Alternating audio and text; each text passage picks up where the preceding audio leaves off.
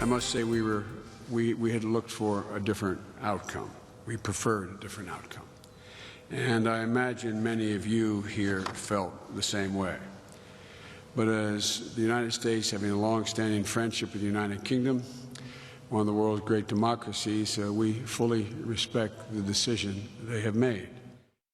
Almost sounding funereal there. That's Vice President Joe Biden, pretty somber in Ireland earlier this morning. In Scotland, here is part of what Donald Trump had to say in the aftermath of the vote. We've taken the lighthouse, which is a very, very important building in Florida, in Scotland, and we've taken that building and made it something really special. Inside the lighthouse right now is incredible suites, and it's called a halfway house because this is the 9th tee, and it's called a halfway house. And on the bottom you have dining, and golfers will stop and they'll go and get something to eat, and then they go into the 10th hole, 10th tee right next door. Important political statement there. Golf suites. The Donald, you can't make this stuff up here. I want to bring in my panel right now. Dominic Carter, political journalist and author. Doug Scott, Vanderhoff, former 5-term Republican Rockland County executive and co-chairman of the Palisades Institute of Dominican College, and Andrew Whitman, our senior political correspondent. I'm joking around here, but if anybody thinks about what happened in the early morning, at least Eastern time hours for us, what we woke up to with the Brexit vote is just about Great Britain and Europe, we're wrong. Obviously, what are the ramifications, not just economically, but also politically here stateside? So there's two different ways I think you could look at it, Scott. One is, I think people were scared, fill in the blank, as the day progressed, when they looked what happened to the to both the pound and from a monetary valuation standpoint, what they looked to the European markets, Asian markets. We saw what happened here with our market, 600 points down when it's said and done.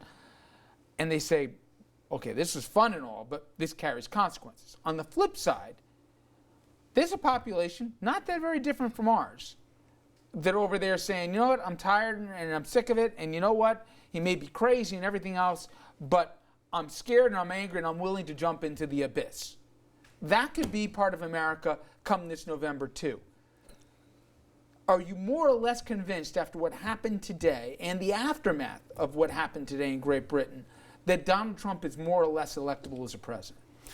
I really don't, but I do think that it's very much reflective of the support he has, that core group. Yep. So I don't know if that reaches to a point where he can become elected president, but I do think it goes to this dissatisfaction, which is true in Europe too, of the entire economic mode that just isn't moving the middle class. And if you look at the numbers there, and by the way, I thought Brexit was a breakfast cereal for the longest time. You're not So until I understood what it was. But if you look at the numbers, young people, they wanted to stay in because they saw security there of some sort. It's different than here, Each and age the older group, the percentage of those that were going with leave went up, and somebody compared it, Scott, to the Midwestern Reagan Democrats that were the kind of population who said, I don't want this anymore. This isn't, in their case, the England I grew up in. Scotland, you go to other portions of London, certainly, of the portion of Great Britain, they said, you know what, this isn't the way the country that I grew up in looked like, and you know what, we don't like where the money's going right now. It's not going to us. They're parallels. They are, but there are parallels in the economic sense, but maybe even more so in immigration. I mean, really, immigration is pushing this, as it is for Trump's supporters. And if you look at it, there's almost this sense like we just want to close our borders. We don't want all the troubles that are coming from the world. We want our own economy. And then, but on the other hand, there were several people who said, you know what? Now that I see everything falling apart, maybe I shouldn't have voted that way. Well, the guest, in fact, said that earlier today, Andrew. Somebody said, hey, I just want to make a protest, but I didn't think it was really going to count. Which is a lesson for voters here. Somebody said, and I don't think it's a bad one, that Make America Great Again logo and Leave are different, but they're not entirely different. There are commonalities. I don't think you read today what happened and said, oh, that means it's Trump by any means. But it also proved that the polls and the experts and everybody saying every single authority, every former prime minister, every editorial, every person of note said, this is insane, don't do it. and they did it anyway. Well, I mean, there's a lot to unpack here. First of all, it is something of a repudiation of the intelligentsia, the pundit class, that were all saying, don't do this, and voters did it anyway. The polls weren't off by that much. The polls had stay up by 1 or 2 and leave 1 by 1 or 2. So that's not that big a difference. I don't think you can blame the polling on this one. Look, Great Britain is whiter than the United States is, and this was a national referendum. There is no electoral college in this vote, and there is in the United States, which is something more of a firewall against this sort of taking over and winning the election for Trump. Would you agree to that image of the mass migration of folks?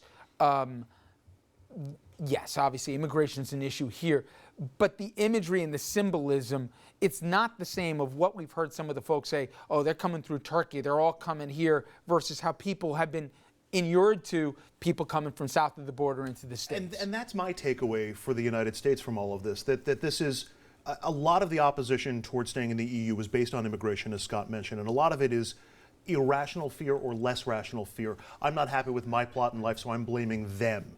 And this vote is turning out and going against them. So I think political leaders here, particularly Democrats, need to be able to respond to that sort of fear. It is irrational, and it is blaming others, I think, for problems where it doesn't belong. But it has to be addressed, and people need to have that. An irrational fear is irrational to everybody else except to you. Yep. So it has to be addressed. And Dom, Trump, in addition to talking about his golf course today, I mean, just think about it. That's a whole other subject. But who goes in the middle of a campaign to go pump a golf course? Anyway, be that as it may, he did say, I would have voted to leave too. I'm with what went down. You're Hillary Clinton now. Now, obviously, nobody who wants to be president wants to inherit a mess of basically your closest allies in the world, heaving at the moment as to what's going on over there, and will for the next indefinite future. But part of you says, if I want to win, I think it's going to be a hot mess over in Europe for the next few months. The markets are going to be unstable. It's going to impact us. People's 401k, they said on average, down $2,000 and change. She can point, I don't know necessarily the right way to do it, and say, you want that? You want that? And vote for the guy you see right there in the white hat. To me, I think that the chilling aspect of what's going to happen, certainly for the next few months, for the next 4 months of the election, might be a little bit of a warning sign. Be careful what you wish for. Not might. You hit it on the head. I agree with you 1,000%. That is the job of Hillary Clinton here in America, to say, hey, look, they voted their fears. They voted against immigration. They want their country back. Now look.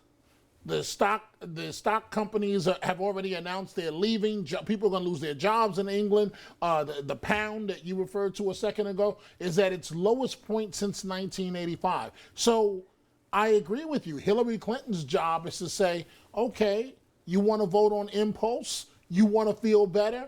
Well, go ahead, America. This is the alternative. That's why Trump is out there beating his chest on this issue of what has happened in England. And we heard a very articulate case from this side about fear and what's going on. But we have to understand that perception, and this is the point I've been trying to make all along as it relates to Trump. Perception becomes reality. This plays right into his script of you're losing your country. It's time for us to take it back. And that's why he's the Republican nominee now. That's the sole reason why he's the nominee. But in terms of the actual impact of what the exodus from the EU is going to mean, I'm not sure I understand the conservative embrace of the leave vote. I mean, it does play into anger and it does play into change, but in terms of the actual things that will happen, it's an isolationist move, and I don't see, and Scott, maybe you can speak to this better, I don't see the conservative movement or Republicans really embracing an isolationist United States. In fact, I think they've attacked President Obama for making the U.S. somewhat more isolationist. But one of the most interesting things about this is extraordinarily complex. Yeah.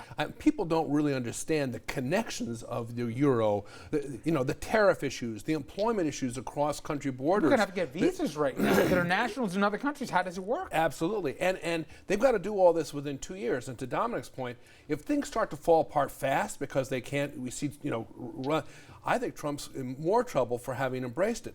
But the reality is this is going to take years, according to the pundits, to untangle. It's like they're connected, and to untangle it and the complexity. And to your point, Andrew, I think conservatives, along with Donald Trump, aren't seeing that. They're seeing, look, I want to make my own decisions. But I don't want Brussels. See it now. Yes, they are. Because people got 401ks, people have money, whether it's small or large in the market, and when they see the red numbers, and when they see 600 points down the rest, they're like, whoa, I want to make a point, but I don't want to lose my money.